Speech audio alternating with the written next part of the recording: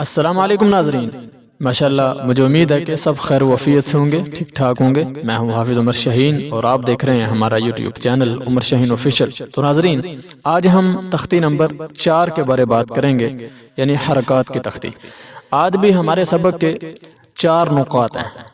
Number 1 حرکات کی وضاحت، نمبر 2 متحرک حرف کو پڑھنے کا طریقہ، اور نمبر 3 حمزہ اور الف میں مختصر سا فرق، اور نمبر 4 بچے کو سمجھانے کے کچھ طریقے، یعنی کہ بچے کی گائیڈ لائن کے لیے کچھ طریقے جو آپ کو فائدہ دیں گے۔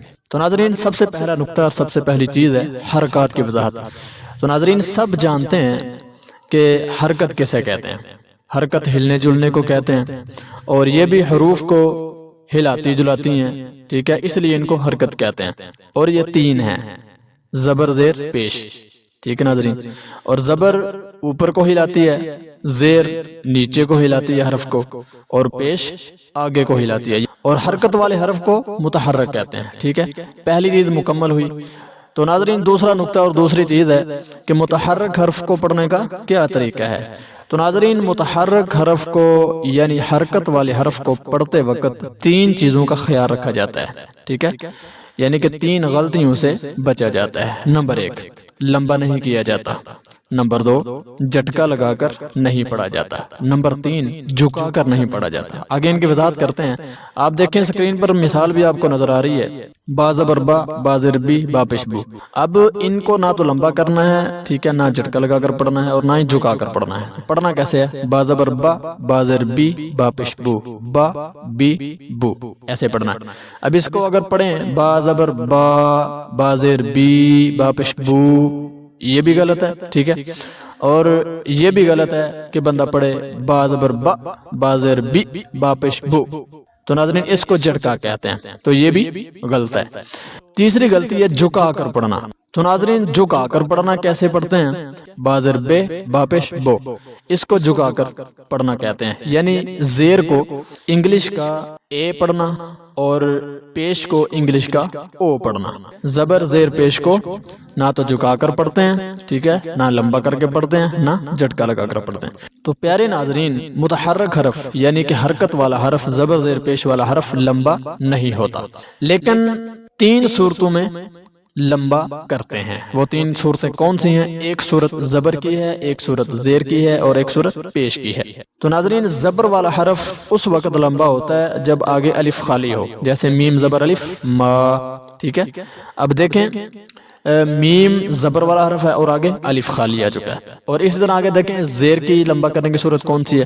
زیر والا حرف اس وقت لمبا کرتے ہیں جب آگے یا ساکن آ جائے۔ اس کی مثال کیا ہے؟ میم زیر یا می، ٹھیک ہے۔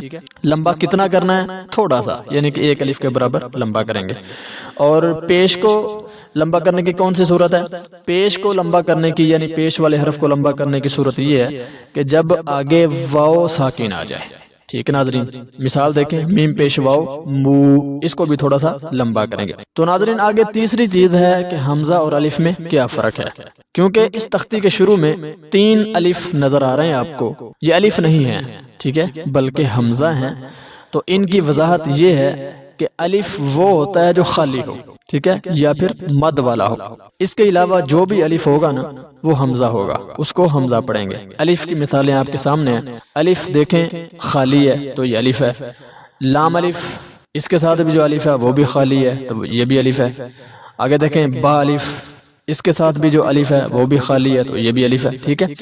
تو حمزہ کون سا ہے؟ حمزہ کی مثالیں دیکھیں، حمزہ کے اوپر زبر ہے، زیر ہے، پیش ہے، حمزہ کے اوپر جزم ہے، تو یہ سارے حمزہ ہیں، ٹھیک ہے ناظرین۔ تو اس لیے بچے کو ان چیزوں کی پہچان یہ بہت ضروری ہے۔ تو ناظرین، چوتھی چیز ہے بچے کو کیسے گائیڈ کیا جائے، بچے کی آسانی کے لیے، بچے کو سمجھانے کے لیے کون سے ٹپس آزمائے جائیں۔ تو ناظرین، میں اپنے علم کے مطابق، اپنے تجربے کے مطابق آپ کو بتاتا ہوں کہ اس کو زبر زیر پیش کی پہلے پہچان کروائیں کہ بیٹا زبر وہ ہوتی ہے جو حرف کے اوپر ہو، اور زیر وہ ہوتی ہے جو حرف کے نیچے ہو، اور جو چھوٹی سی واو ہوتی ہے نا، اس کو پیش کہتے ہیں، اور یہ بھی حرف کے اوپر ہوتی ہے۔ اور یہ بھی بتائیں کہ زبر اوپر کو پڑھتے ہیں اور زیر نیچے کو پڑھتے ہیں، اور پیش آگے کو پڑھتے ہیں، یعنی کہ منہ کو گول کر کے پڑھتے ہیں۔ اور دوسرا طریقہ ہے بچے کو سمجھانے کا، پہچان کروانے کا، کہ بچے کو سیدھا سبق بھی دیں اور الٹا بھی دیں، یعنی سیدھا بھی سنیں اور الٹا بھی سنیں، کیونکہ اکثر بچے رٹا لگا کر سیدھا تو سنا دیتے ہیں لیکن پہچان نہیں ہوتی، ٹھیک ہے۔